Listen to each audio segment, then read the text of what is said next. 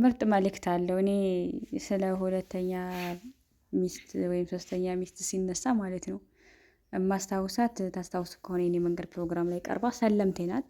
ቃል ኪዳን ትባላለች እና እሷ በጣም በቃ ሲጀመር ስለ ሁለተኛ ሚስት ነው ሲወራ እሷ ናት ትዝ የምትለኝና ሰለምቴ ሆና ምን ያክል ጥንካሬ ቢኖራት ነው ባሏን ራሷ እየዳረችው የሚለው ጥያቄ ሁልጊዜ የሚመጣብኝ ማለት ነው።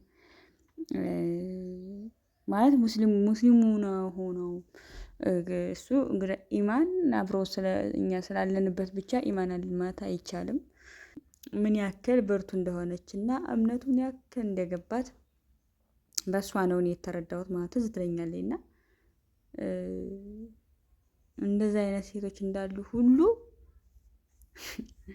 ደግሞ የምንፈራም ሴቶች አለን እና ከሷ ብንማር እኔ አልረሳውም የፈለገ ቢሆን ማለት ነው። እንደውም እንደነገርኳችሁ ሁለተኛ ሶስተኛ ምናምን ሲባል ማለት ነው ቀጥታ የምትመጣልኝ እሷ ናት።